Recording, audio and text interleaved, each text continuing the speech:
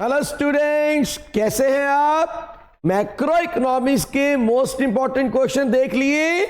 आज बताऊंगा Indian economy के मोस्ट इंपॉर्टेंट क्वेश्चन, और मैं आपको गारंटी के साथ कह रहा हूं मेरे बच्चे, इससे बाहर पेपर नहीं आएगा। बस जो क्वेश्चन बता रहा हूं अच्छे से करके चले जाना मेरे बच्चे, यही क्वेश्चंस आपको पेपर में मिलने वाले हैं। तो विदाउट वेस्टिंग टाइम आइए शुरू करते हैं most important questions of Indian economy. फटाफट।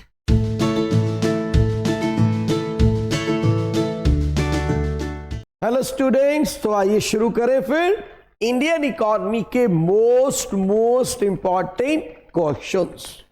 मेरे बच्चे एक बात समझ लो अच्छे से, इंडियन इकोनॉमी देखने में बहुत आसान लगती है। हमें लगता है बड़ा आसान है, थ्योरेटिकल सब्जेक्ट है, बड़ा आसानी से हो जाएगा। लेकिन अगर आप पिछले साल के पेपर्स को देखें मेरे बच्चे, क्वेश्चन सीधा नहीं आता, थोड़ा सा ट्विस्टेड आता है। हाँ, अगर आपने अच्छे से पढ़ा हुआ है, कंसेप्ट की आपको नॉलेज है, फिर कोई दिक्कत नहीं आएगी।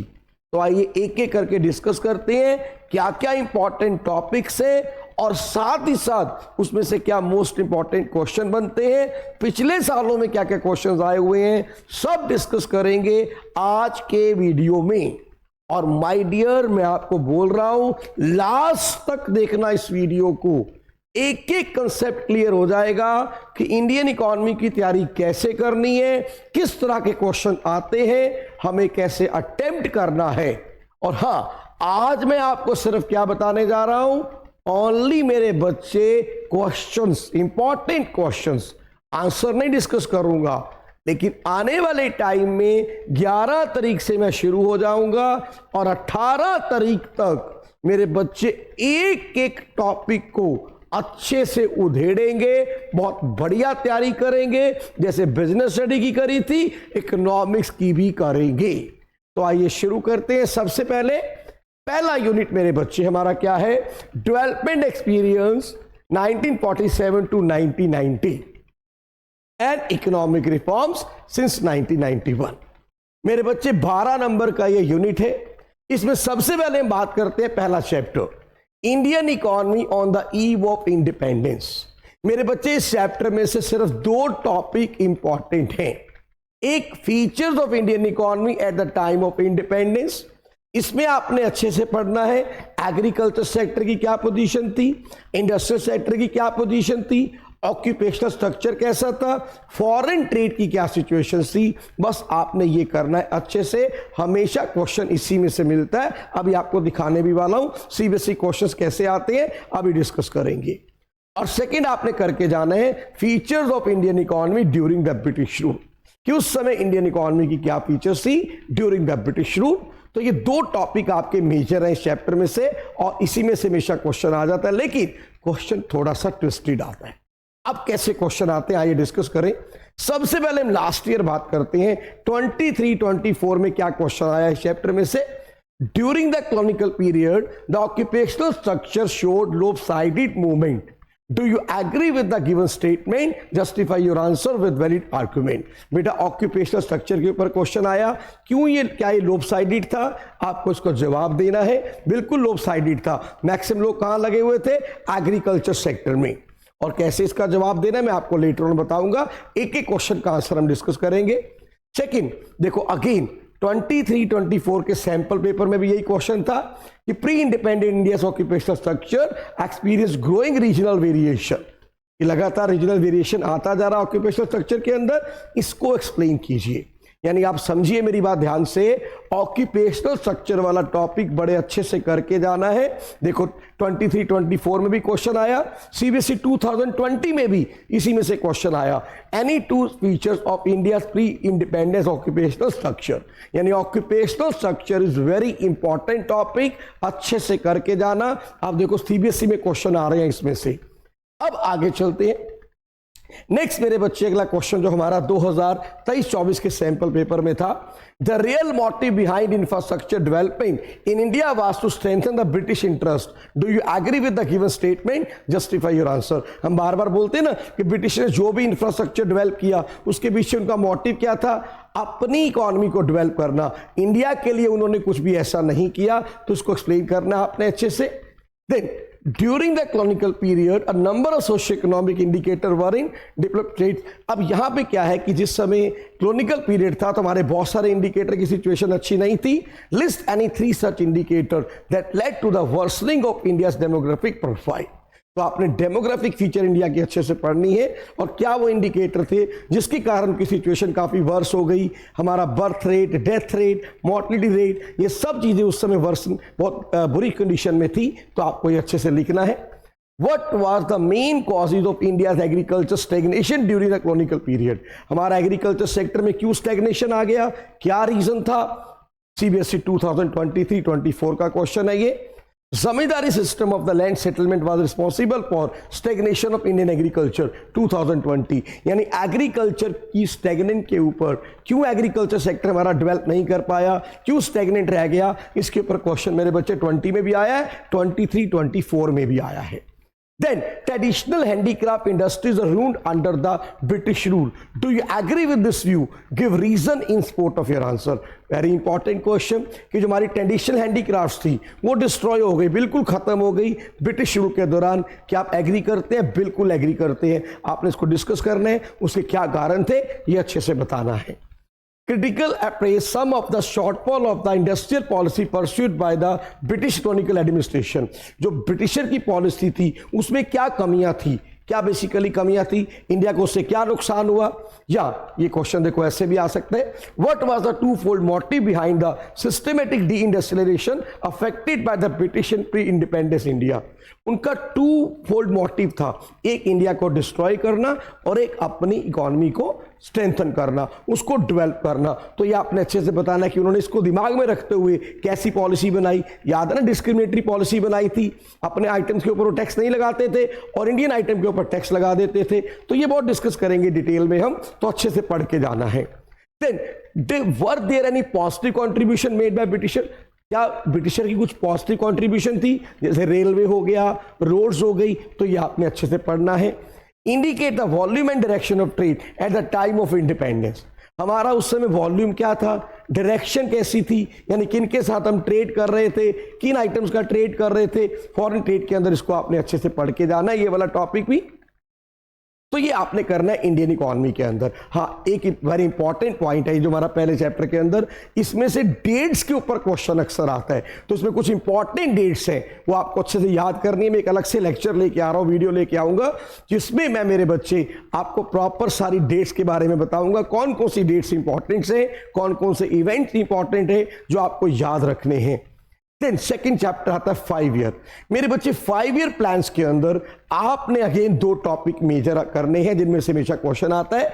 एक लॉन्ग पीरियड ऑब्जेक्टिव्स के ऊपर क्वेश्चन आ जाता है। अब लॉन्ग पीरियड ऑब्जेक्टिव कौन कौन से हैं? Economic growth, equity, self reliance, modernisation, full employment and price stability.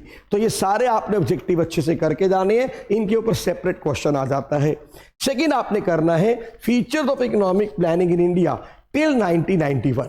हमारी इकोनॉमिक प्लानिंग की क्या पोजीशन थी 1991 तक, ये टॉपिक बहुत इंपॉर्टेंट है। अब देखते हैं सीबीएसई में कैसे क्वेश्चन इसमें से आते हैं। लेट अस सी। देखो सबसे पहले क्वेश्चन आता है, discuss briefly the rational behind choosing self reliance and an objective for the planning process of the Indian economy. 2020 में क्वेश्चन आता है कि सेल्फ रिलायंस हमारा क्यों ऑब्जेक्टिव है प्लानिंग का, क्यों हमने ये ऑब्जेक्टिव चूज किया, तो ये आपने इसको अच्छे से एक्सप्लेन करना है। अच्छा, कई बार ना ट्रिकी क्वेश्चन आ जाते हैं। अब ट्रिकी क्वेश्चन कैसे आता है, देखो जैसे ये 2021 में आया, Atmanirbhar Bharat had been at the roots of the Indian planning process in the form of self reliance as an objective of the planning process. Do you agree with the given statement? जो हमारा आजकल हम बार बार कहते हैं ना, हमें इंडिया को क्या बनाना है, आत्मनिर्भर भारत बनाना है। आत्मनिर्भर का मतलब क्या होता है? सेल्फ रिलायंट, हम किसी पे डिपेंड ना रहें। तो ये जो हमारा इंडिया का प्लानिंग प्रोसेस के अंदर हम बार बार इसकी बात कर रहे हैं, तो क्या सेल्फ रिलायंस इसीलिए ऑब्जेक्टिव है हमारा, इसी को दिमाग में रखते हुए हम लेके आए हैं। तो आपने बेसिकली यहाँ पे अगेन सेल्फ रिलायंस जो हमारा ऑब्जेक्टिव है उसको अच्छे से एक्सप्लेन कर देना है, स्टेटमेंट देख के घबरा नहीं जाना है। बेसिकली टीचर ने क्या पूछा? Again self reliance as an objective of Indian planning. आगे चलते हैं। अब देखो 2020 में क्या क्वेश्चन आता है? Rational behind equity with growth as planning objective. हम कहते हैं इक्विटी से अकेले कुछ नहीं होने वाला, ग्रोथ से अकेले कुछ नहीं होना ना, हमें क्या चाहिए? इक्विटी विद ग्रोथ, हम ग्रो भी करें और इक्वल डिस्ट्रीब्यूशन भी हो, सारे की जो इनइक्वालिटी है वो खत्म होती जाए। तो यहां पर क्वेश्चन आ जाता है कई बार, फिर आपको दोनों ऑब्जेक्टिव एक्सप्लेन करने पड़ेंगे, इक्विटी भी और साथ साथ हमारा ग्रोथ भी, कि दोनों क्यों जरूरी है।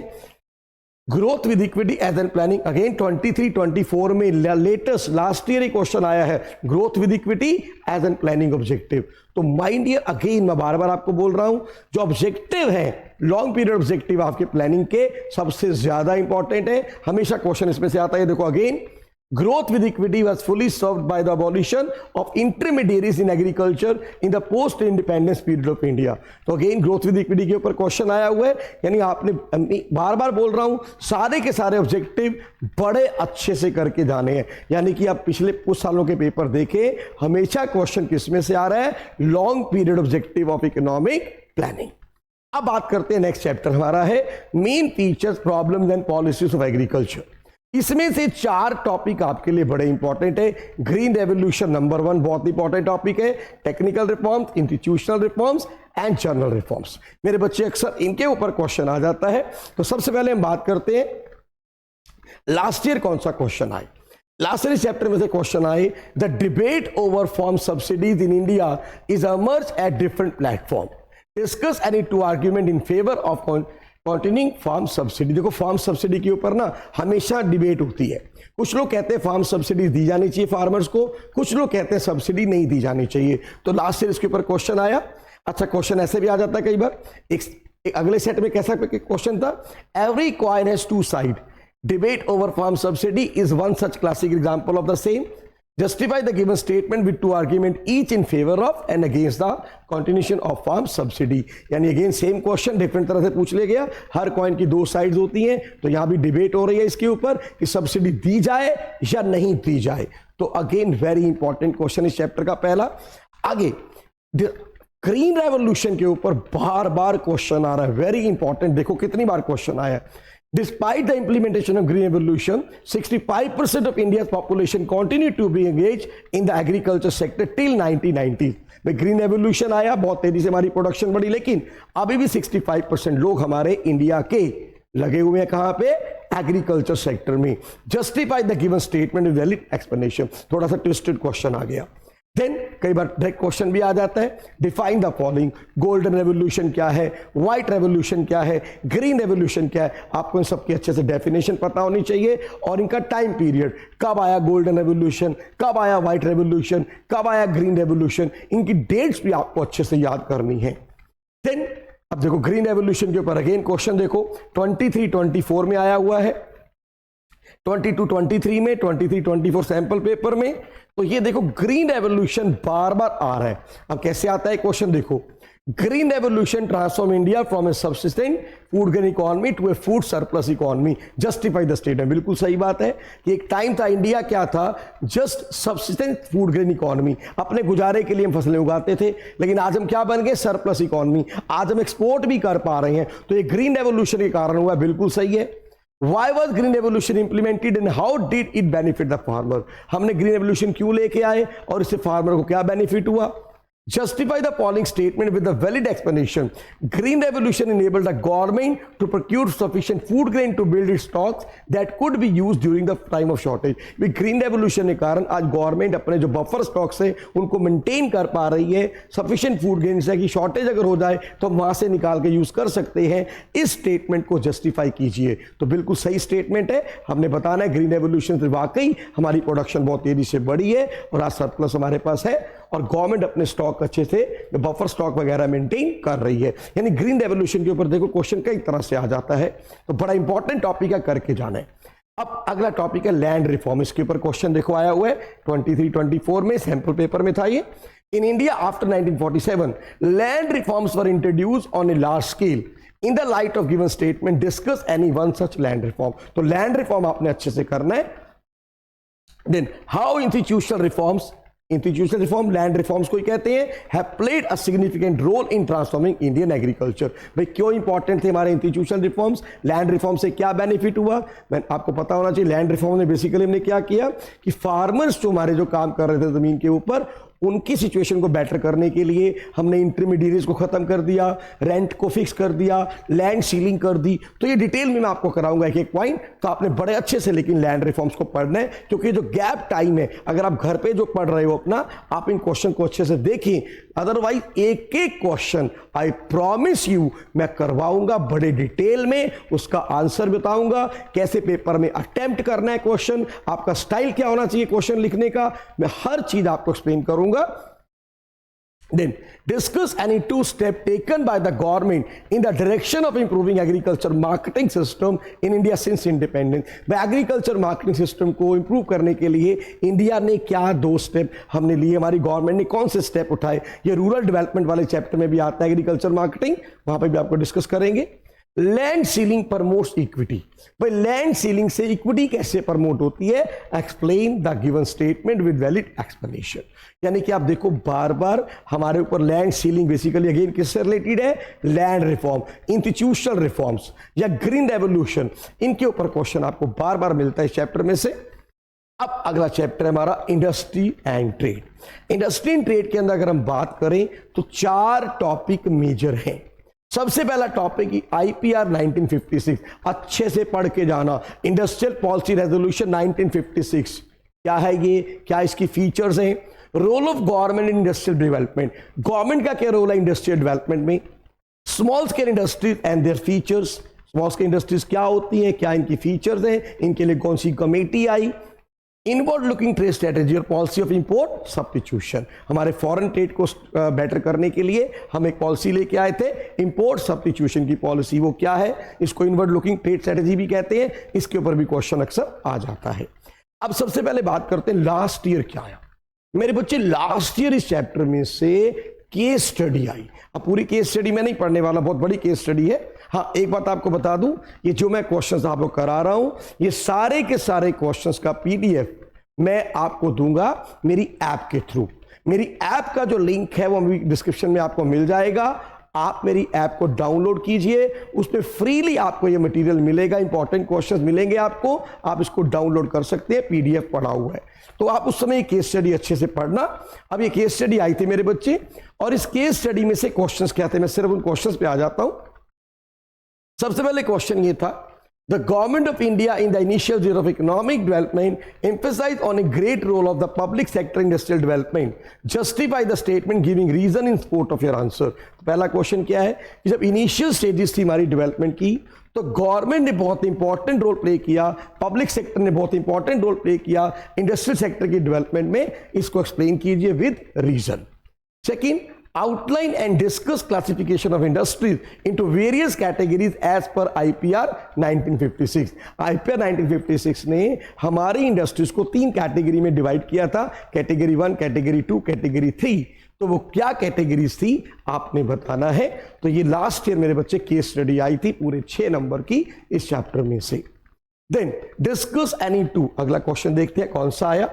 अब दूसरे सेट में क्या आया था, discuss any 2 selling feature of Indian industrial sector during the period of 2019। Industrial हमारे सेक्टर थी, क्या उसकी पोजीशन थी, क्या फीचर्स थी हमारी during the 1950 to 1990। Elaborate the reason owing to which the private sector was regulated under the industrial policy resolution। हमने IPR 1956 में प्राइवेट सेक्टर को क्यों रेगुलेट किया, जैसे हम लाइसेंस पॉलिसी लेके आए थे, उसके थ्रू प्राइवेट सेक्टर को रेगुलेट करना चाहते थे। इसके पीछे क्या रीजन था, क्यों हम इसको रेगुलेट करना चाह रहे थे। Why and how was private sector regulated under the IPR 1956। बेटा ये 2020 में भी आया था क्वेश्चन, और 23-24 में भी आया था। यानी एक बात समझ लो, बहुत सारे क्वेश्चन बार बार रिपीट होते हैं, सिर्फ उनकी फॉर्म चेंज हो जाती है, थोड़ी लैंग्वेज चेंज हो जाती है, कंसेप्ट वही होता है। तो अब ये क्वेश्चन हमारा 2 बार आ चुका है कि प्राइवेट सेक्टर को हमने क्यों रेगुलेट किया और कैसे रेगुलेट किया, थ्रू आईपीआर 1956।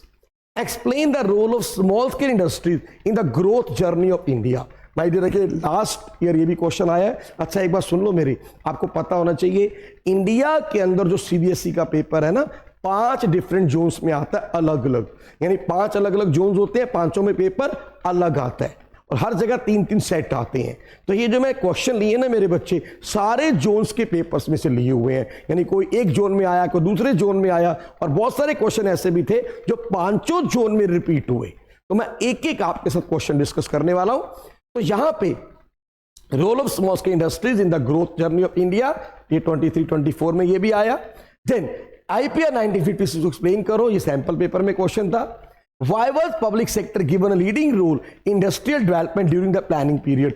2020 में क्वेश्चन आया भैया कि हमारे प्राइवेट पब्लिक सेक्टर का क्यों लीडिंग रोल था in the development of industrial sector. Very important question कि बिना पब्लिक सेक्टर की कंट्रीब्यूशन के इनिशियल स्टेजेस में हमारी इंडस्ट्री ग्रो नहीं कर सकती थी। गवर्नमेंट का बहुत मेजर रोल था, पब्लिक सेक्टर का बहुत मेजर रोल था, तो यहां पे एक्सप्लेन करना है। How import substitution can protect domestic industry, मैंने बताया ना बहुत इंपॉर्टेंट है। इंपोर्ट सब्स्टिट्यूशन के नाम से आ जाए, इनवर्ड लुकिंग ट्रेड स्ट्रैटेजी के नाम से आ जाए, सेम क्वेश्चन है, ये भी 2020 में आ चुका है। तो इस चैप्टर में से मेरे बच्चे आपने यही करना है। अब आता है इस यूनिट का लास्ट हमारा चैप्टर, पहले यूनिट का इकोनॉमिक रिफॉर्म सिंस 1991। बेटा यहां से थोड़ा आपको एक्स्ट्रा काम करना पड़ेगा, यह यूनिट थोड़ा सा बड़ा है। अब इसमें आपको सबसे पहले जो टॉपिक इंपॉर्टेंट है वो ये है नीड फॉर इकोनॉमिक रिफॉर्म। भैया इकोनॉमिक रिफॉर्म की जरूरत क्यों पड़ी, क्यों लेके आए हम economic reform, liberalisation, privatisation, globalisation, क्यों जरूरत पड़ी इसकी।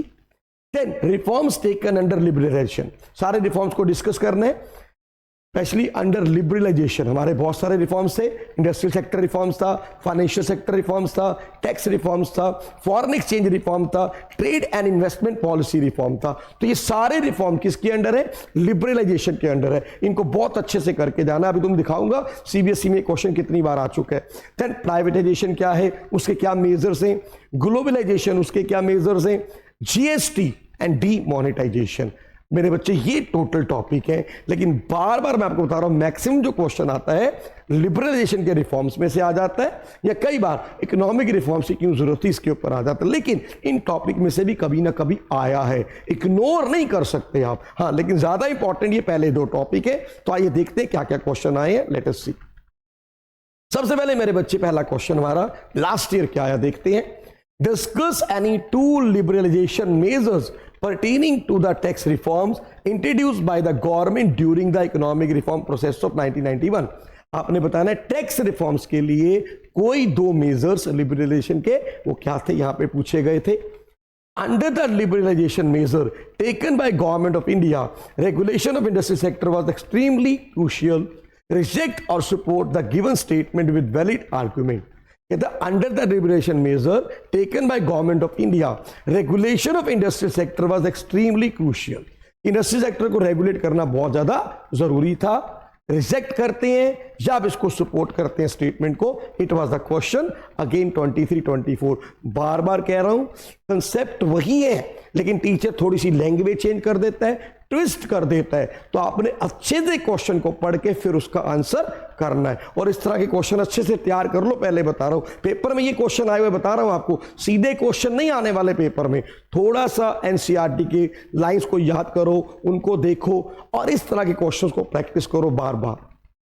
Then Trade and investment policy of India has undergone comprehensive changes in the post-reform period of 1991। बिल्कुल हमने ट्रेड और इन्वेस्टमेंट पॉलिसी के अंदर बहुत सारे चेंजेस किए हैं। Do you agree with the given statement, justify. Yes I agree, और फिर आपने बताना है हमने उसमें क्या क्या चेंजेस किए हैं। नवरत्न पॉलिसी, इसके ऊपर देखो 23-24 में अगेन क्वेश्चन आया है। नवरत्न पॉलिसी बनाई थी ना गवर्नमेंट ने स्पेशल, कुछ बड़ी बड़ी इंडस्ट्रीज को स्टेटस एरिया नवरत्न का, महारत्न का, मिनी रत्न का। तो इसके ऊपर क्वेश्चन है नवरत्न के ऊपर। Navratna policy has facilitated the maintenance, promotion and disinvestment of public sector undertaking, justify the given statement with valid explanation. ये जो नवरत्न पॉलिसी आई उसके कारण हमारा जो पब्लिक सेक्टर अंडरटेकिंग है उनको मेंटेन करना, प्रमोट करना, डिसइन्वेस्टमेंट करना अब बड़ा आसान हो गया। क्या ये स्टेटमेंट ठीक है? विद वैलिड रीजन आपने इसको एक्सप्लेन करना है। Then discuss the two reason behind the introduction of economic reform. बोला ना मैंने, क्यों इकोनॉमिक रिफॉर्म की जरूरत पड़ी, इसके ऊपर भी क्वेश्चन लास्ट ईयर आया है 23-24 में। कोई भी दो रीजन बताइए। In response to emerging crisis in 1991, the government initiated a set of stabilization and structural reforms. Briefly discuss any three of such measures. देखो हमारे जब रिफॉर्म्स होते हैं दो तरह के होते हैं, मेजर्स होते हैं, एक होता है स्टेबलाइजेशन मेजर, एक होता है स्ट्रक्चरल मेजर। दो तरह के रिफॉर्म्स होते हैं, स्टेबलाइजेशन एंड स्ट्रक्चरल रिफॉर्म। तो आपने उनमें से किसी भी थ्री को डिस्कस करना है। तो अगेन वेरी इंपॉर्टेंट क्वेश्चन, ये भी आपका लास्ट ईयर आया है 23 में। अब कई बार बेटे सीधा स्ट्रेट फॉरवर्ड भी क्वेश्चन आ जाते हैं। Define the following term, disinvestment, outsourcing, सीधा ही क्वेश्चन आ गया। What is the meaning of privatisation, last year आया एक नंबर में क्वेश्चन ये, what is the meaning of privatisation, सीधा भी आ जाता है question. Discuss briefly any three major step taken by government of India on financial sector front under the economic reform. अब आपने ये बताना है फाइनेंशियल सेक्टर में गवर्नमेंट ने क्या रिफॉर्म्स किए। तो फाइनेंशियल सेक्टर रिफॉर्म्स की जब हम बात करेंगे तो बेसिकली आरबीआई वगैरह की बात करेंगे कि आरबीआई का रोल हमने चेंज कर दिया, अब उसका रेगुलेटर से क्या रोल बन गया है, फैसिलिटेटर। तो इस तरह के इसमें पॉइंट आ जाएंगे कि बैंक अपना रेट ऑफ इंटरेस्ट अब खुद डिसाइड कर सकते हैं। मैं लेटर ऑन एक एक क्वेश्चन कराऊंगा, बड़े प्यार से डिस्कस करेंगे एक एक क्वेश्चन को। In the Paul's reform period, the government of India decided to retain profit-making public sector undertaking. It provided a special status to public sector unit to enable them to expand in the global market. Do you agree with the given statement? Give valid reason in support of your answer. देखो यहाँ पे बात हो रही है, again government ने जो special status दिया था नवरत्न का, महारत्न का, उसके बारे में बात हो रही है कि पोस्ट रिफॉर्म पीरियड के अंदर गवर्नमेंट ऑफ इंडिया ने क्या डिसाइड किया कि जो profit making public sector units हैं हम उनको स्पेशल स्टेटस प्रोवाइड करेंगे ताकि वो ग्लोबल मार्केट में और एक्सपेंड कर सके। तो यहां बात वही हो रही है कि वो नवरत्न क्यों दिया गया। क्या आप इससे एग्री करते हैं कि वाकई ऐसा गवर्नमेंट ने किया था? बिल्कुल किया था। और उसके पीछे क्या रीजन था, गवर्नमेंट ने उनको क्यों दिया ऐसा स्टेटस नवरत्न का, महारत्न का, हमने उसके ऊपर यहां बताना है। Agriculture sector has adversely affected by the economic reform. बहुत बार इसके ऊपर पूछा जाता है कि इकोनॉमिक रिफॉर्म्स के कारण एग्रीकल्चर सेक्टर को कोई बेनिफिट नहीं हुआ, इनफैक्ट इट वाज नेग्लेक्टेड। तो क्यों ऐसा हुआ, क्या उससे नुकसान पहुंचा? सीबीएसई 2023 में भी आया है और सैंपल पेपर में 2021 में भी क्वेश्चन था ये। Then policy of liberalization changed the role of Reserve Bank of India from a regulator to facilitator in financial sector. Defend और refute, बिल्कुल स्टेटमेंट ठीक है, हम इसको डिफेंड करेंगे। अब आरबीआई का रोल चेंज हो गया है, रेगुलेटर से क्या बन गया, फैसिलिटेटर। तो वो कैसे बन गया, आपने वैलिड पॉइंट इसके बारे में बताना है। अगेन डायरेक्ट क्वेश्चन आया हुआ है 1920 का क्वेश्चन है। Define the following term import substitution and quota. भाई बताओ क्या होता है इंपोर्ट सब्स्टिट्यूशन और क्या होता है कोटा। डायरेक्ट क्वेश्चन आया हुआ है। India is often called as outsourcing destination of the world. India को कई बार बोलते हैं कि बड़ा अच्छा आउटसोर्सिंग का सोर्स बन गया हुआ है। बहुत सारे लोग इंडिया को एक बड़ी अच्छी डेस्टिनेशन मानते हैं आउटसोर्सिंग के लिए। तो उसके पीछे क्या रीजन है, इसको डिस्कस करें। सीबीएसई 2020 कंपार्टमेंट में भी आया और 20 में वैसे भी आया, यानी अगेन उस साल दो बार एक क्वेश्चन आया। Again very important question. The opening up of Indian economy has led to a rapid increase in foreign direct investment and foreign exchange reserve of the country. Defend or refute. जब हमने अपनी Indian economy के door को open किया, globalisation किया, तो उससे हमारे फॉरेन डायरेक्ट इन्वेस्टमेंट और फॉरेन एक्सचेंज रिजर्व्स बढ़े। तो आप इसको मानते हैं? यस, बिल्कुल एग्री। हम डिफेंड करेंगे और फिर इसके पीछे आपने वैलिड रीजन दे देने हैं। Again very simple question and very important question. अब मेरे बच्चे आता है हमारा सेकेंड यूनिट। ये आपका बहुत स्कोरिंग यूनिट है भाई, 20 मार्क्स का ये यूनिट है और 4 इसमें मेन चैप्टर है। अब पहले वाला जो यूनिट था हमारा थोड़ा सा लेंथी है, लेकिन वेटेज उसकी कितनी है, सिर्फ 12 नंबर की। और ये वाला यूनिट है भी छोटा, सिर्फ 4 चैप्टर है और मेरे बच्चे वेटेज है इसकी 20 मार्क्स की। तो अगेन वेरी इंपॉर्टेंट। तो आइए देखते हैं। सबसे पहला इसके अंदर चैप्टर आएगा ह्यूमन कैपिटल फॉर्मेशन। भैया इसमें से जो इंपॉर्टेंट टॉपिक करने हैं, सबसे पहले आपने अच्छे से करके जाना है। What is physical capital, what is human capital, what is human development, इनका डिफरेंस, इनका रिलेशन अच्छे से पढ़ के जाना है। Then importance of human capital formation, क्यों इंपॉर्टेंट है ह्यूमन कैपिटल फॉर्मेशन, क्या फायदा है इकोनॉमी ग्रोथ के लिए। And then problems of human capital formation, अब ह्यूमन कैपिटल फॉर्मेशन जब करते हैं उसमें क्या प्रॉब्लम्स आती हैं। And sources of human capital formation, कैसे हम ह्यूमन कैपिटल फॉर्मेशन कर सकते हैं। तो ये 4 मेजर टॉपिक है, लेकिन अगेन डायरेक्ट क्वेश्चन कम आते हैं, क्वेश्चन थोड़े से घुमा के ट्विस्टेड आते हैं। कैसे आते हैं आइए देखते हैं वन बाय वन। सबसे पहला question, elaborate the need to promote women's education in India. हम बार बार कहते हैं ना वुमेन एजुकेशन को प्रमोट करो, वुमेन एजुकेशन को प्रमोट करो, क्यों भाई, क्यों जरूरत है इंडिया के अंदर, यही क्वेश्चन आपसे पूछा गया last year. Then economics believe that India should spend at least 6% in GDP on education for achieving desired result. Justify the statement with valid reason. बिल्कुल हम यही इकोनॉमिक्स हमारे यही कहते हैं कि जीडीपी का कम से कम 6% हमें कहाँ खर्च करना चाहिए, एजुकेशन के ऊपर। तो आपने इसको जस्टिफाई करना है और ये भी बताना है कि वाकई में इतना कर रहे हैं या नहीं कर रहे हैं।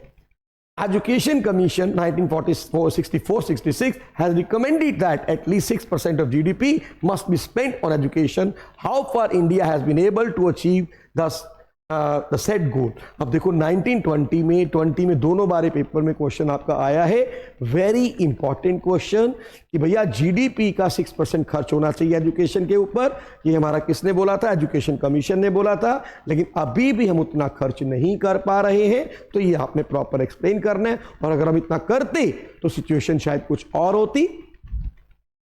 Then Ravya was initially working as an office clerk in a firm. In the pursuit to attain a higher position and income, she attended a few on-the-job training sessions. These sessions contribute positively to her skill and expertise. Explain the impact of Ravya's decision on human capital formation.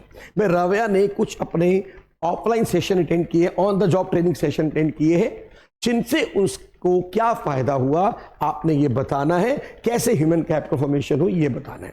देखो अभी मैं आपको दिखाने लगा हूं, ये 23-24 का question है, फिर इसी तरह से ये 23-24 फाइनल पेपर का क्वेश्चन है, देन 23 एंड देन अगेन 23। यानी कि ये क्वेश्चन जो है ऑन द जॉब ट्रेनिंग बहुत जरूरी है ह्यूमन कैपिटल फॉर्मेशन के लिए, उसकी क्या इंपॉर्टेंस है, इससे क्या फायदा होता है, बार बार ये क्वेश्चन पूछा जा रहा है।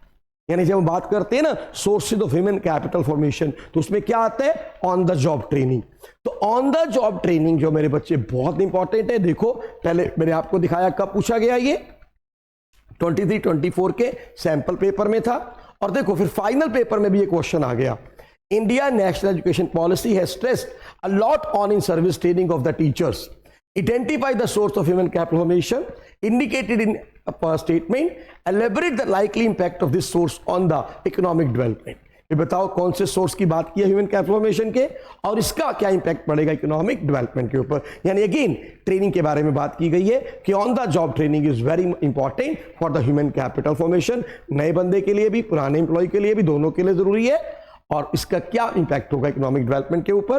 फिर expenditure on the job training is an important means of human capital formation in an economy give valid reason. Again same question पूछा गया कि भैया अगर खर्च करते हैं ऑन द जॉब ट्रेनिंग के ऊपर, इसका ह्यूमन कैपिटल फॉर्मेशन के ऊपर बहुत इंपॉर्टेंट इफेक्ट पड़ेगा, तो इसको एक्सप्लेन कीजिए with solid reason, with valid reasons. तो आपने इसको बताना, यानी भाई क्वेश्चन बार बार ऑन द जॉब ट्रेनिंग पूछा गया, वेरी वेरी इंपॉर्टेंट। देखो अब तुम्हें एक पिक्चर क्लियर होती जाएगी कौन से चैप्टर में से किस तरह के क्वेश्चंस आते हैं, हमें किस तरह से तैयारी करनी है।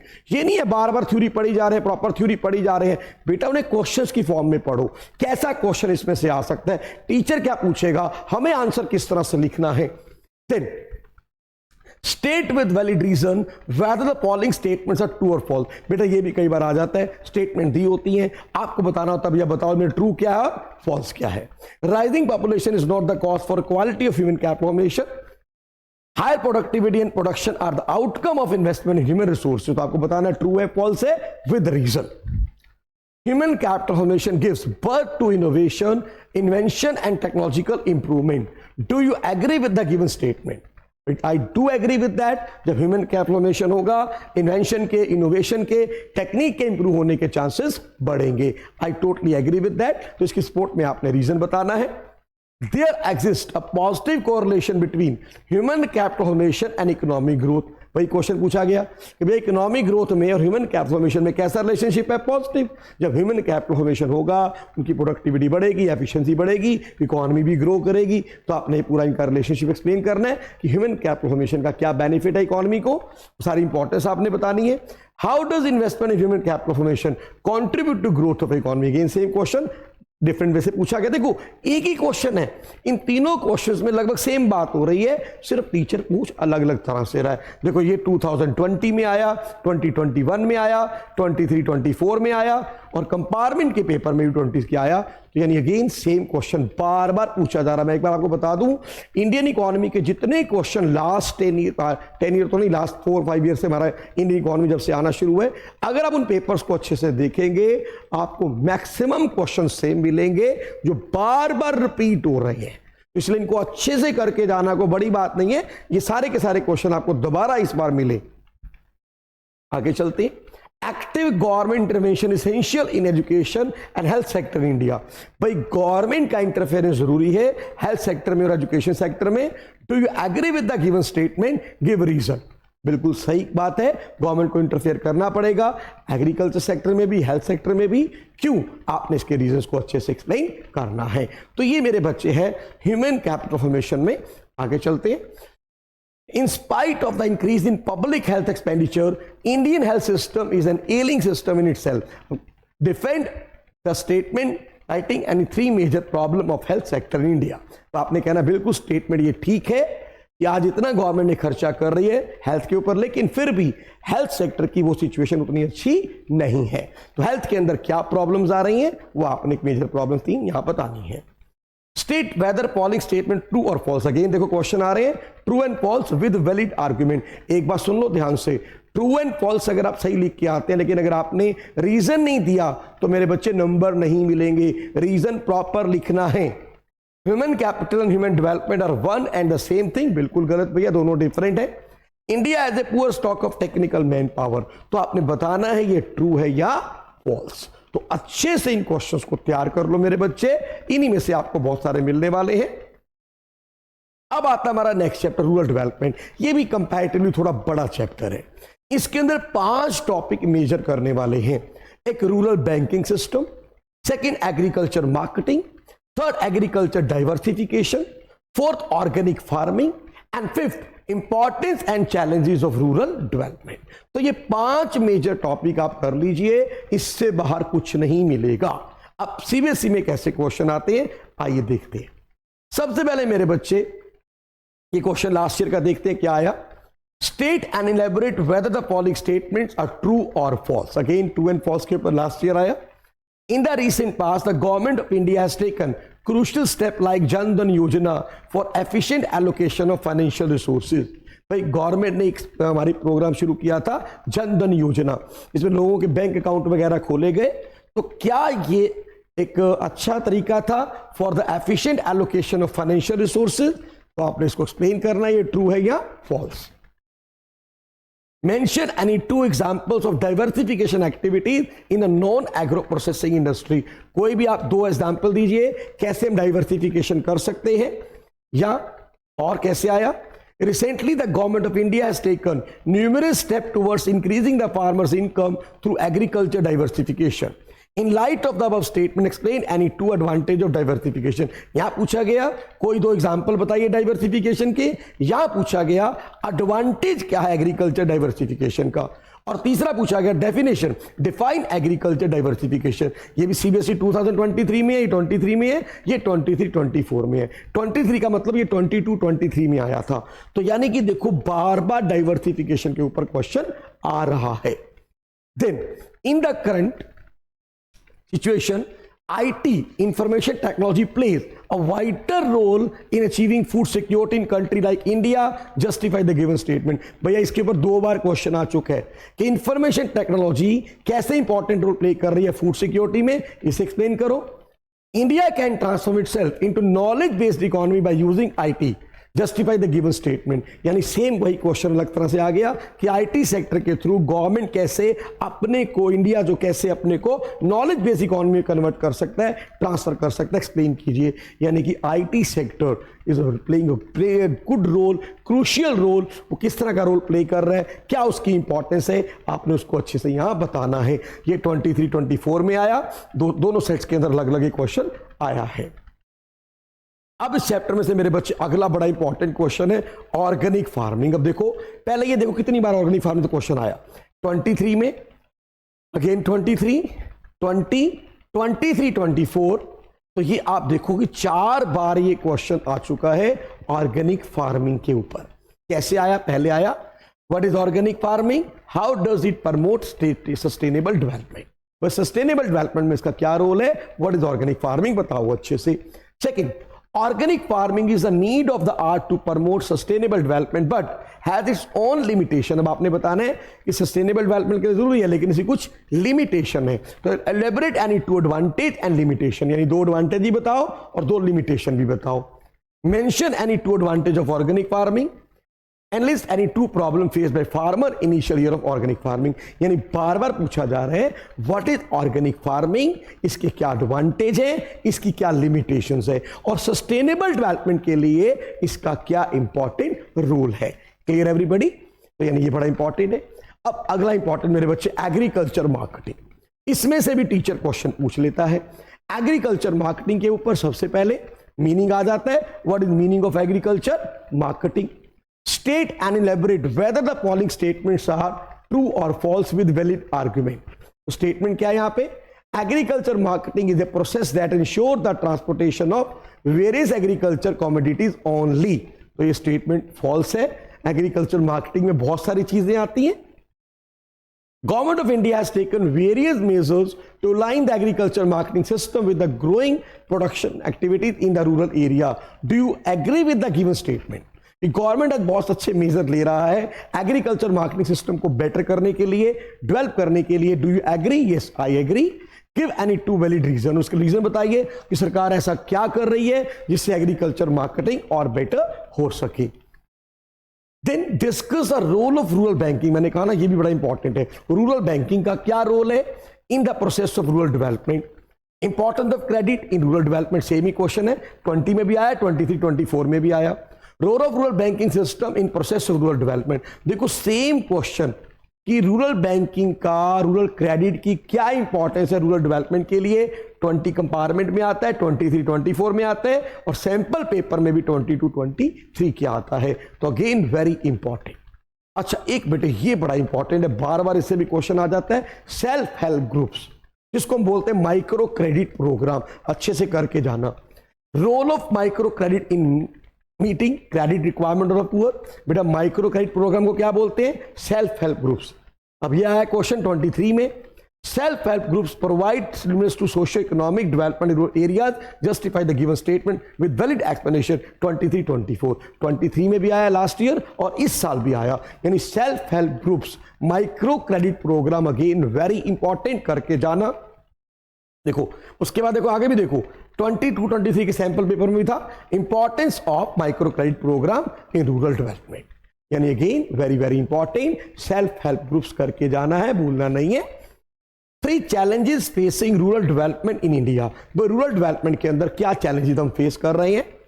Rural economic development essential for Indian economic development. भाई इंडिया को अगर डेवलप करना है, इंडिया इकोनॉमी को डेवलप करना है, तो रूरल डेवलपमेंट बहुत ज्यादा जरूरी है। Do you agree with the given statement? Yes I totally agree. और इसके सपोर्ट में आपने वैलिड रीजन देने हैं। और देखो ये भी हमारा 1920 में पूछा गया है। अब आता है मेरे बच्चे अगला chapter, that is the employment. Again it's a big chapter, लेकिन मैं आपको बता दूं इस चैप्टर में से डाटाबेस क्वेश्चन बहुत बार आते हैं। एक मिनट जरा पानी पी लूं मैं और फिर आपको बताता हूं इसमें से क्या क्या आता है और क्या क्या टॉपिक हमारा ज्यादा इंपॉर्टेंट है। तो रूरल डेवलपमेंट जो चैप्टर है हमारा वो हो गया। अब हम बात करेंगे एम्प्लॉयमेंट। एक मिनट बस पानी पी लूं मैं।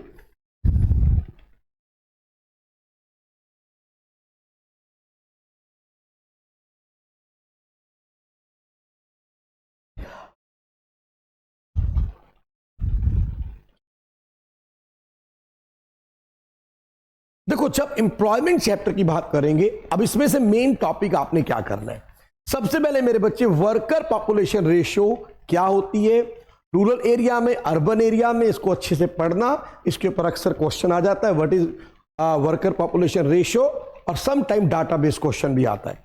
फिर डिफरेंट कैटेगरीज और स्टेटस ऑफ वर्कर्स आप पढ़ेंगे। सेल्फ एम्प्लॉयमेंट क्या होते हैं, वेज एम्प्लॉयमेंट क्या होते हैं, उसमें रेगुलर एंड कैजुअल वर्कर कौन कौन से होते हैं। The distribution of employment in different sector, अलग अलग सेक्टर में, प्राइमरी, सेकेंडरी, टर्शरी, उनका distribution. And very important, growth of employment and GDP, यानी कि बेसिकली कॉन्सेप्ट होता है जॉबलेस ग्रोथ, कि जीडीपी जितनी तेजी से बढ़ रहा है, एम्प्लॉयमेंट उतनी तेजी से ग्रो नहीं कर रही है, और इसीलिए हमारे देश में क्या है, jobless growth. Informal, formal workers को अच्छे से पढ़ना, कैजुअलाइजेशन ऑफ वर्कर फोर्स पढ़ के जाना, different type of unemployment, disguised unemployment, season unemployment, ये सब पढ़ना है। And direct and indirect generation of employment opportunities by the government. Government जो एम्प्लॉयमेंट है उसको डायरेक्टली भी जनरेट करती है और इनडायरेक्टली भी जनरेट करती है, तो अच्छे से पढ़ के जाना है आपने इसको। अब सीबीएसई में कैसे क्वेश्चन आए हैं चैप्टर में से, आइए देखते हैं अनएम्प्लॉयमेंट चैप्टर में से। सबसे पहले लास्ट ईयर क्या आया देखते हैं। State and elaborate whether the following statements are true or false with valid argument. Worker population ratio is an indicator used for analyzing the employment situation in a nation. True है या false है? ये हमारा then state any two sources of data on unemployment in India. और आपने कोई भी दो सोर्सेज बताने हैं जहां से हमें एम्प्लॉयमेंट का डाटा प्रोवाइड किया जाता है। तो ये क्वेश्चन लास्ट ईयर हमारे आए हैं मेरे बच्चे। Then participation rate of people in economic activities in rural area is more than that in urban area. Justify the given statement. जो पार्टिसिपेशन रेट है लोगों का इकोनॉमिक एक्टिविटीज में, गांव के अंदर ज्यादा है, शहरों में कम है, इस स्टेटमेंट को जस्टिफाई कीजिए। तो आपने इसको जस्टिफाई करना है, अगर ज्यादा है तो क्यों है, रीजन बताना है।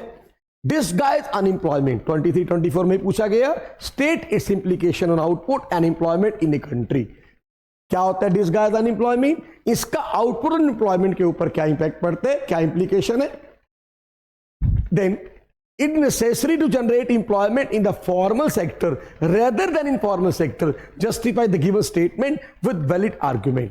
लास्ट से पूछा गया भैया कि फॉर्मल सेक्टर में एम्प्लॉयमेंट जनरेट करना क्यों ज्यादा जरूरी है as compare to informal sector, इसको आप जस्टिफाई कीजिए। तो आपने बताना है कि फॉर्मल सेक्टर में क्यों जरूरी है, क्योंकि इनफॉर्मल सेक्टर के जो वर्कर्स हैं उनकी सिचुएशन बहुत अच्छी नहीं है, क्या प्रॉब्लम्स है उनको वो बता के आपने क्लियर करना है। इसीलिए जरूरी है कि फॉर्मल सेक्टर में क्यों हमें उसको एक्सटेंड करना है, बाकी डिटेल में एक एक पॉइंट कैसे लिखना है। I will discuss each and every question one by one, don't worry.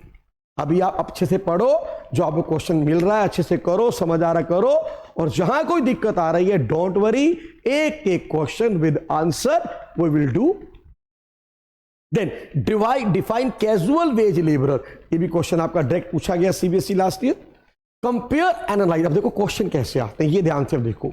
आपको बार बार बता दूं एम्प्लॉयमेंट वाले चैप्टर में डाटा बहुत है, लेकिन आपको डाटा याद नहीं करना, आपको डाटा नहीं पूछा जाएगा, और अगर आएगा क्वेश्चन तो डाटा बेस्ड क्वेश्चन आएगा, डाटा दिया होगा, आपको डाटा को इंटरप्रिटेट करना है, एनालाइज करना है। जैसे ये देखो, compare analyse the sector wise trends employment in employment based on following information. ये ऑलरेडी आपको डाटा दे दिया प्राइमरी, सेकेंडरी, टर्शियरी सेक्टर का, और अलग अलग ईयर में क्या क्या पोजीशन बता दी। अब आपको उसको एनालाइज करना है और इसके बेसिस पे आपको रिजल्ट बताना है। तो डाटा को इंटरप्रिटेट करना है। अब डाटा बेस्ड क्वेश्चन में कैसे आंसर लिखना है ये मैं आपको अच्छे से समझाऊंगा, अच्छे से सिखाऊंगा। अब देखो अगला क्वेश्चन, देखो ये कैसा आया हुआ है। Analyse the recent trends in sectoral distribution of workforce. Again अब पहले बार मेरे बच्चे देखो, यहां पे सीबीएसई टर्म 2 2022 में क्वेश्चन आया, 2 ईयर का डाटा दिया हुआ था, और दूसरे सेट में आया अगेन सीबीएसई, ये सैंपल पेपर में था 2021 में, ये 3 साल का डाटा दिया गया था प्राइमरी, सेकेंडरी, टर्शरी का, और आपने उसको एनालाइज करना था, इलैबोरेट करना था।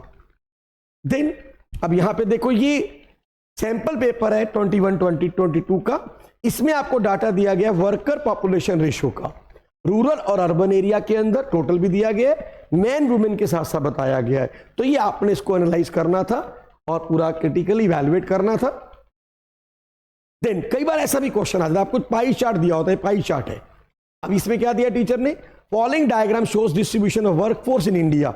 ये आपका बता रहा है कैसा वर्कफोर्स हमारा कैसे डिस्ट्रीब्यूट है, self employed, casual and regular salaried का आपको बताया गया है, अर्बन वर्कर और रूरल वर्कर का। कि अर्बन एरिया में कितने लोग हमारे कैजुअल हैं, कितने लोग सेल्फ एम्प्लॉयड हैं, कितने लोग रेगुलर सैलरीड में हैं, ऐसे रूरल एरिया के अंदर बताया गया है। तो आपको उसको कंपेयर करना है, एनालाइज करना है। गांव में क्या पोजीशन है कैजुअल वर्कर्स की, शहरों में क्या पोजीशन है हमारे सेल्फ एम्प्लॉयड की, या गांव से कंपेयर करना है। तो इस तरह से आपको कैसे करना है इसको कंपैरिजन, कैसे इसके आंसर लिखने हैं, बहुत अच्छे से हम करेंगे एक एक करके। यानी आपको समझाने वाली बात यह है कि आपको यह ध्यान में रखना है कि जब एम्प्लॉयमेंट अब चैप्टर पढ़े, डाटा को याद ना करें, लेकिन डाटा जब दिया हो उसको कैसे एनालाइज करना है, कैसे क्रिटिकली इवैल्यूएट करना है, इंटरप्रेट करना है, ये अच्छे से आपने समझना है। अब देखो कई बार ऐसे भी ग्राफ बेस्ड क्वेश्चन आ जाते हैं।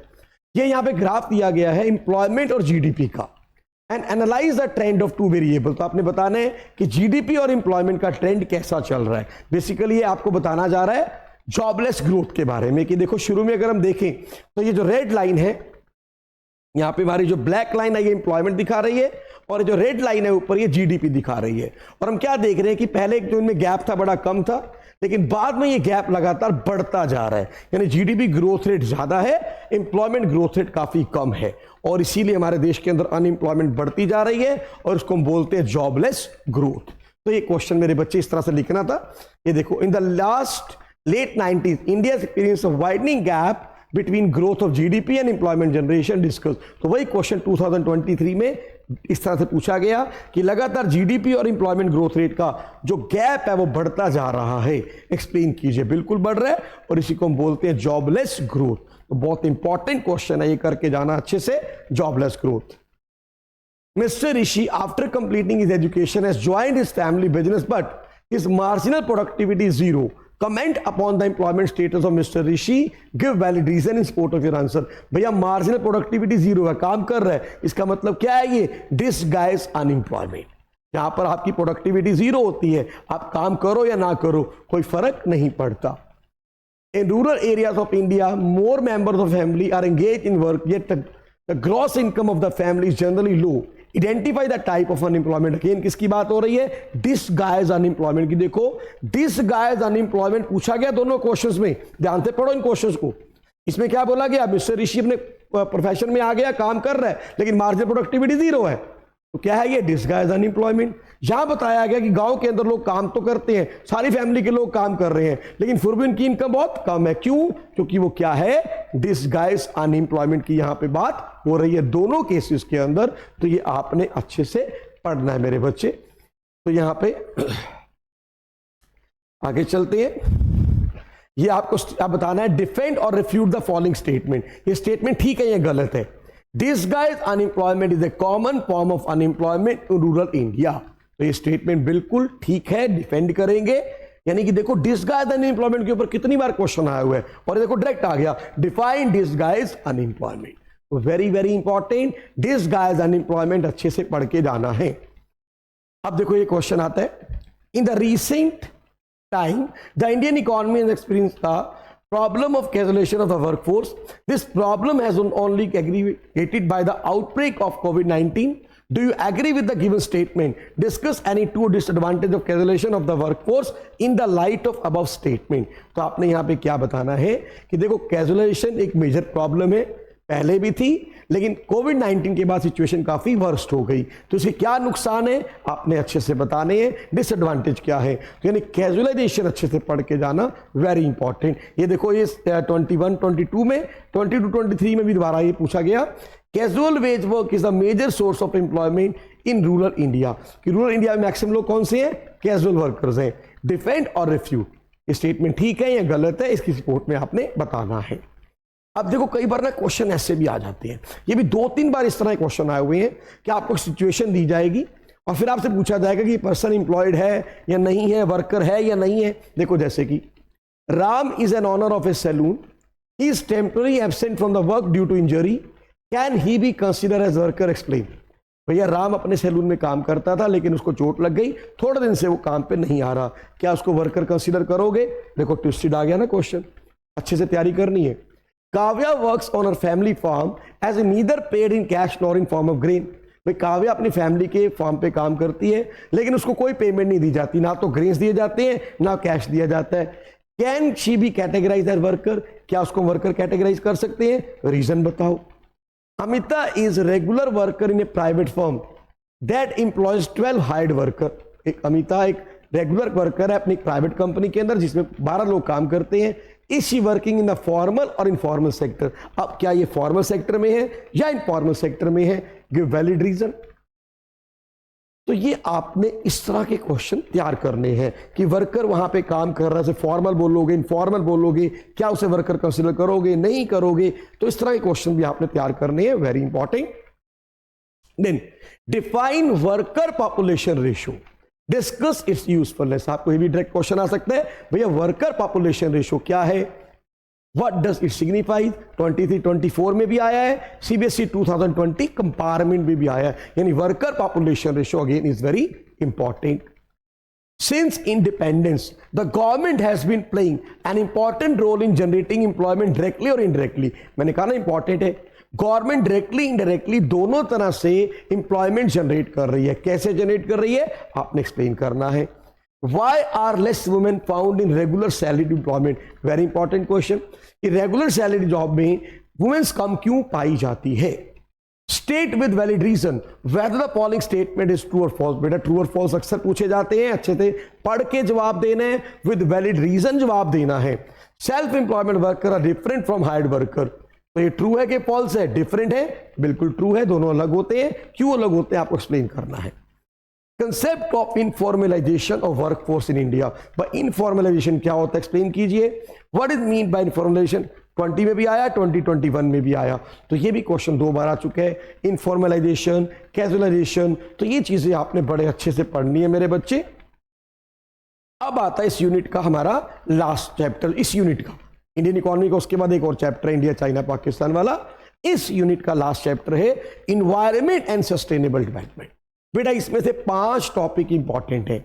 एक तो फंक्शन ऑफ एनवायरनमेंट अच्छे से पढ़ना, एक carrying capacity, absorptive capacity, environmental crisis अच्छे से पढ़ना, global warming, ozone depletion again important, environmental degradation and its causes, and last और द लीस्ट सस्टेनेबल डेवलपमेंट। बार बार क्वेश्चन आता है इसके ऊपर, तो ये 5 मेजर टॉपिक हैं जो आपको इस चैप्टर में से करने हैं।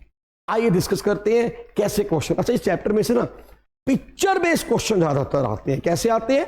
Picture based. आपको पिक्चर दी होती है और आपको देख के बताना है कौन सी प्रॉब्लम की बात हो रही है। देखो जैसे कि interpret the given picture and explain any one strategy to control it from becoming an ecological disaster. अब देखो यहां पे पिक्चर क्या बता रही है, क्लियर नजर आ रहा है कि ये बात हो रही है एयर पोल्यूशन की।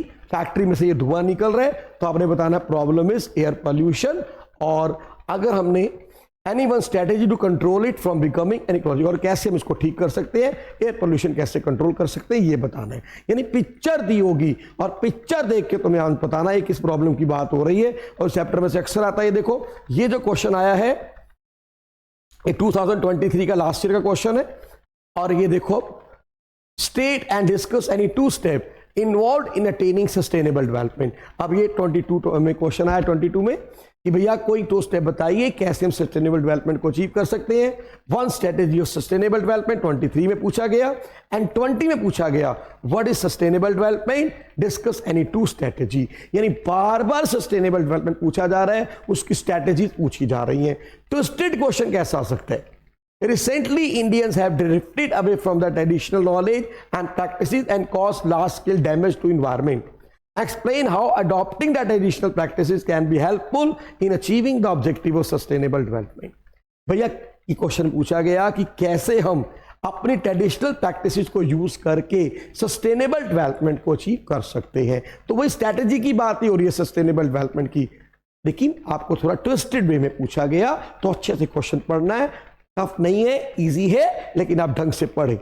Then explain absorptive capacity of environment with example, CBSE 2023 में पूछा गया।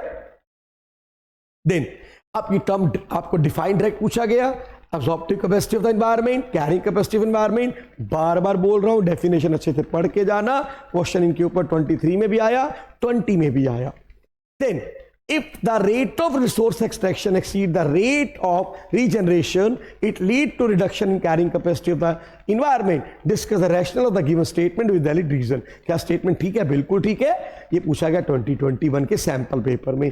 यानी अगेन इस इन्वायरमेंटल क्राइसिस रीसेंट फिनोमिना 2021 को एनवायरमेंट में पूछा गया. Two factor which challenge the carrying capacity of the environment, CBSE term 222. यानी कहने का मतलब है बार बार carrying capacity, absorptive capacity, environmental crisis, इनको अच्छे से पढ़ के जाना. क्वेश्चन इनके ऊपर बार बार आ रहा है. State and discuss any to environmental concern face in India in the present time. कोई भी दो एनवायरमेंटल कंसर्न बताइए जो इंडिया आजकल फेस कर रहे हैं. Discuss any two causes of the principal causes of environmental degradation.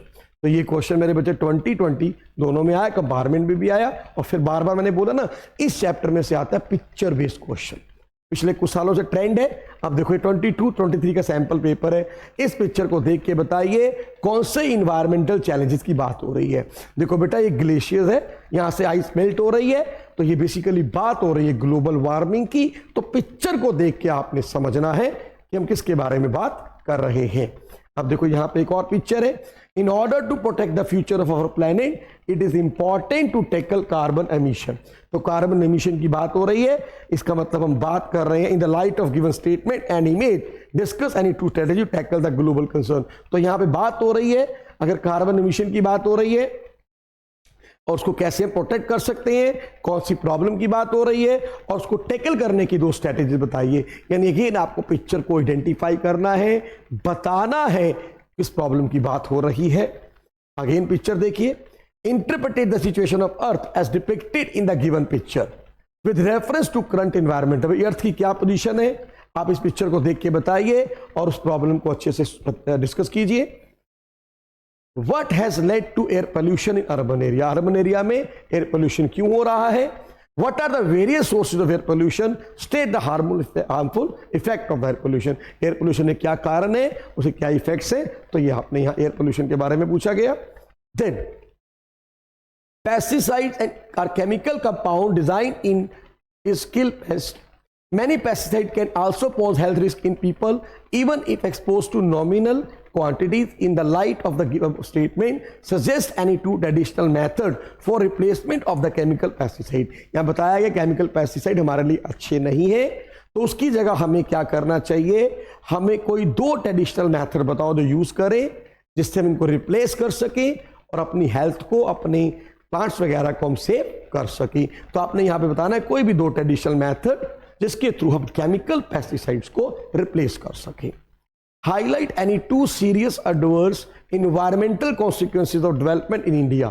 India में आप बताइए कोई भी दो serious adverse environmental consequences of development. India में जो डेवलपमेंट हो रही है उसके कारण कोई दो एनवायरमेंटल जो कॉन्सिक्वेंसेज है जो एडवर्स है उनको बताइए. India's environment problem pose a dichotomy. They are poverty induced and at the same time arise due to affluence in living standard. Is it true? हम बोलते हैं ना बार बार इंडिया के अंदर जो प्रॉब्लम है ना एनवायरमेंटल, ये डाइकोटॉमी है. मतलब इसके कारण गरीब लोग भी हैं, उसके कारण अमीर लोग भी हैं. तो आपने बताना कैसे हैं वो दोनों, तो ये आपको अच्छे से डिस्कस करना है. अब आपने ये बताना है ट्रू है कि फॉल्स है. Use of chlorofluorocarbon has led to ozone depletion. ये ट्रू है या फॉल्स है. Smoke emitted by the industries lead to environmental pollution. तो ट्रू और फॉल्स आपने बताना है विद वैलिड रीजन. अब सुनो मेरी बात ध्यान से. लास्ट ईयर इस चैप्टर में से केस स्टडी भी आई, और एक नहीं हर सेट के अंदर केस स्टडी मिली. पहले आप ये देखिए केस स्टडी ये है. अब केस स्टडी पढ़ने का टाइम नहीं है. हाँ मैं बार बार बोल रहा हूं, ये जितने भी क्वेश्चंस हैं जो मैं आपको डिस्कस कर रहा हूं, मेरी ऐप है प्ले स्टोर पे कपिल सर की पाठशाला. आप उसको डाउनलोड करें.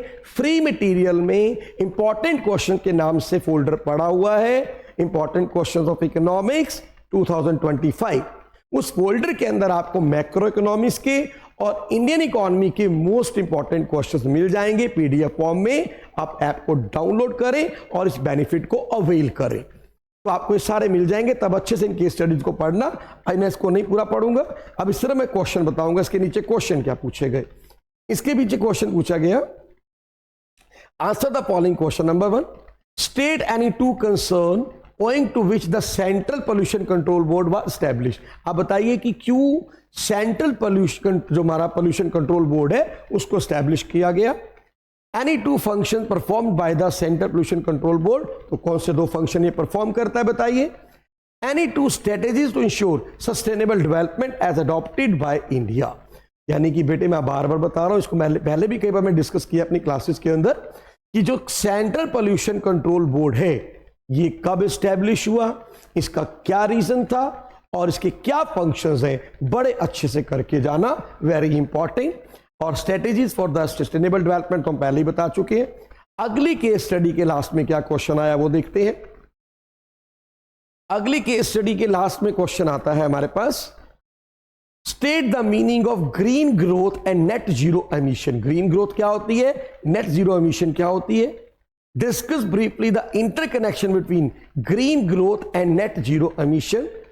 Illustrate any one factor to promote net zero emission. तो ये आपने इस केस स्टडी को पढ़ना है और उसके बेसिस पे ये आंसर करने हैं। अगेन ये सस्टेनेबल डेवलपमेंट से रिलेटेड है।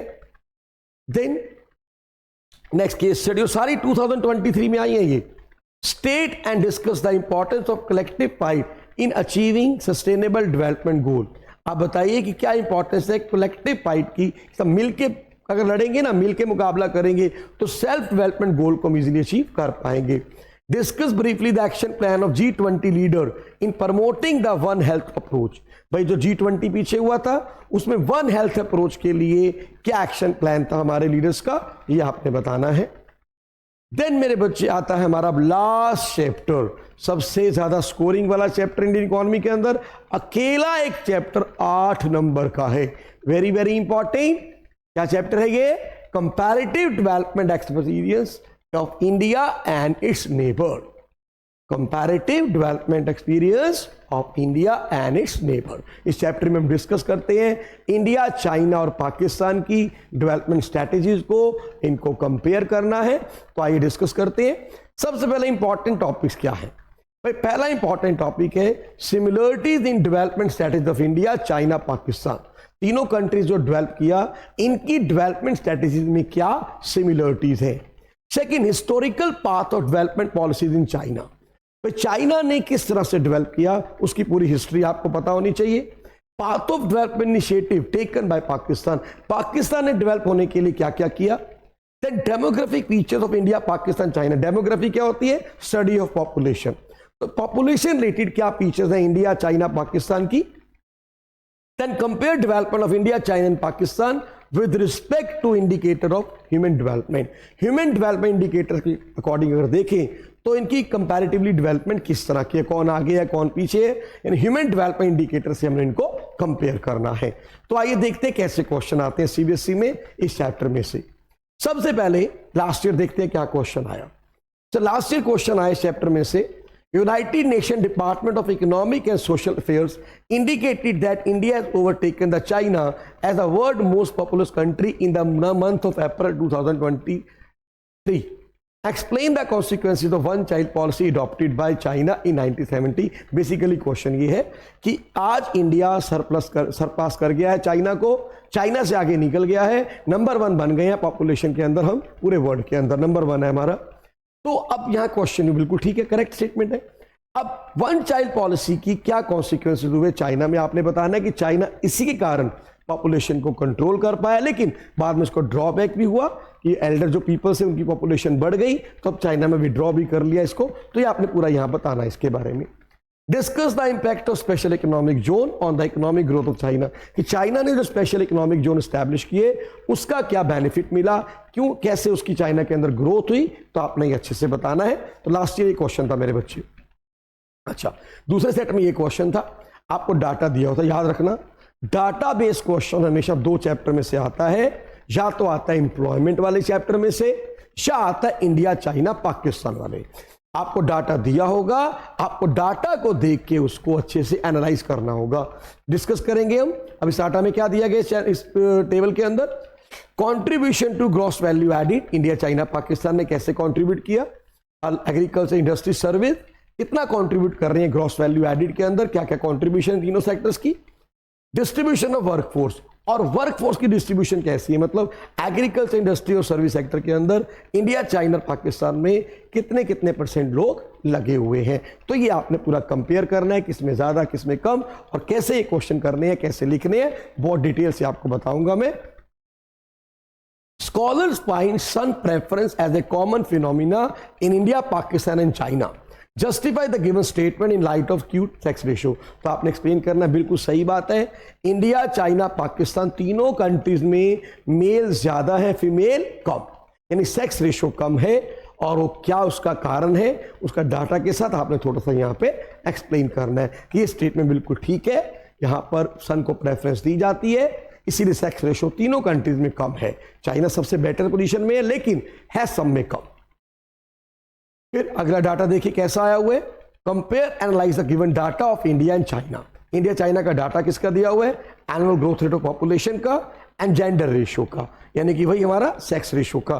तो यहां से आपने कंपेयर करके बताना इंडिया और चाइना को। Then compare analyse the following information related to annual growth rate of GDP of India and China. अब इंडिया चाइना के जीडीपी ग्रोथ रेट की बात की गई है 80 to 91 में और 15 to 17 में। तो आपने ये कंपेयर करना है किसका जीडीपी ग्रोथ रेट ज्यादा है, किसका कम है, accordingly. Then compare analyse the following information related to import and export of the 3 neighbouring condition. Export import का डाटा दिया गया है हमारा किस किस का, पाकिस्तान का, चाइना का। तो आपने ये बताना है, इसको कंपेयर करना है। 2004-05 में कितना था, 18-19 में कितना, एनुअल ग्रोथ रेट क्या रहा। अगेन ये हमारे पास इंडिया का है इंपोर्ट 2004-05, ये 18-19 एनुअल ग्रोथ रेट। तो आपने इन सबको अच्छे से कंपेयर करना है, पाकिस्तान, चाइना, इधर से हमारा इंपोर्ट ऑफ इंडिया, ये सब चीज आपको डाटा यहाँ पे गिवन है। इसको देखते हुए आपने बताना है एक्सपोर्ट इंपोर्ट की क्या पोजीशन है। तो ये आपको एनालाइज करना है। तो ये किस तरह से डाटा को पढ़ते हैं, कैसे एनालाइज करते हैं, एक एक चीज मैं आपको अच्छे से बताऊंगा। Then again database question, comment upon the population growth rate among the 3 country, which country has most secured in sex ratio. तो आपने यहां पे देखना है कि पॉपुलेशन क्या से है, एनुअल ग्रोथ रेट क्या है, और सेक्स रेशियो के बेसिस पे आपने बताना है मोस्ट सिक्योर्ड कौन सी है और पॉपुलेशन ग्रोथ रेट कैसा है। आपने कंपेयर करना है और कमेंट करना है। अब मेरे बच्चे ये इंडिकेटर दिए गए हैं ह्यूमन डेवलपमेंट 2017-19 के। हमारा HDI इंडेक्स आता है जो ह्यूमन डेवलपमेंट को मेजर करता है अलग अलग कंट्रीज में।